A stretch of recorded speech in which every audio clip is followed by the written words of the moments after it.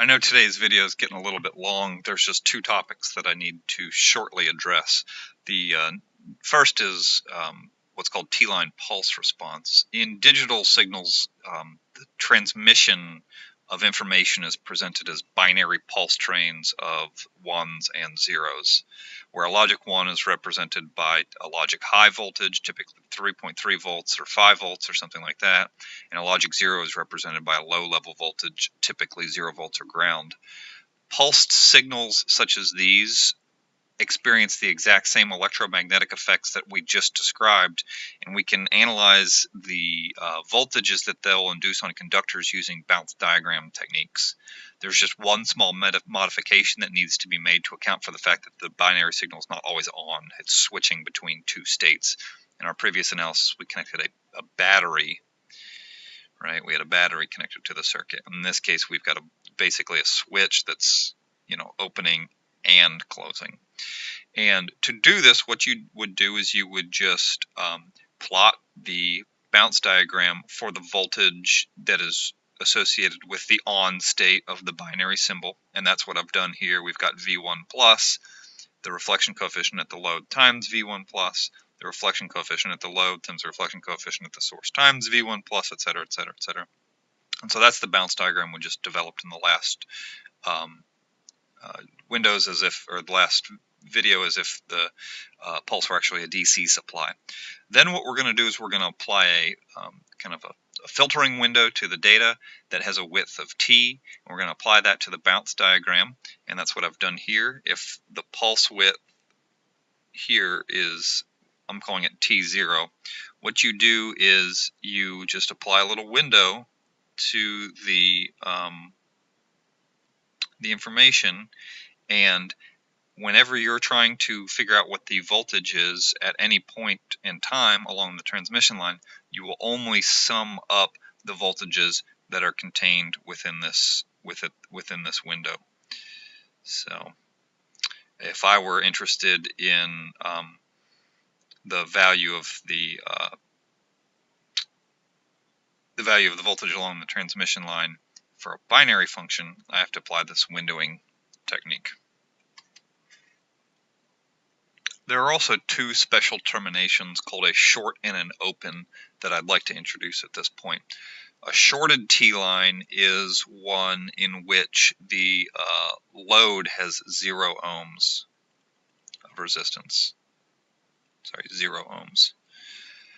An open T-line is one in which nothing is connected to the transmission line, and therefore the effective impedance of the load is infinity ohms. So that's a short and an open circuit. We can analyze both of these conditions using the bounce diagram, and it really does reveal some interesting circuit behavior. So I'm going to start with the short circuit. The reflection coefficient at the load for the short circuit is going to be 0 minus Z0 over 0 plus Z0 equals -1.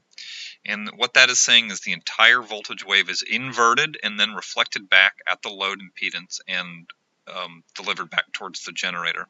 So assuming that the generator and the transmission line are matched, the bounce diagram is going to look like this. We've got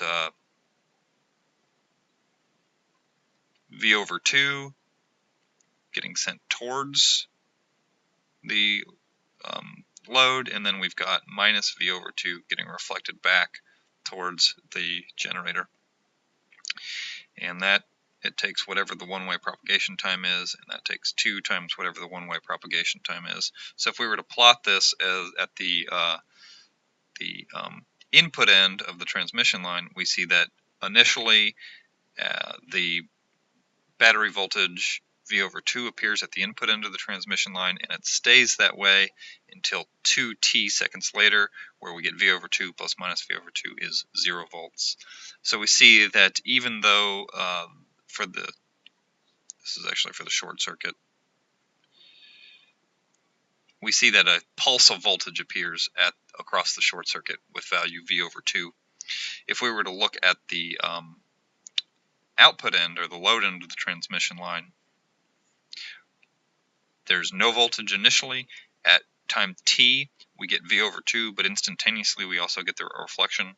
So for the V of 0, t, we get this pulse, but for V of D, t, there's just never, no voltage ever appears.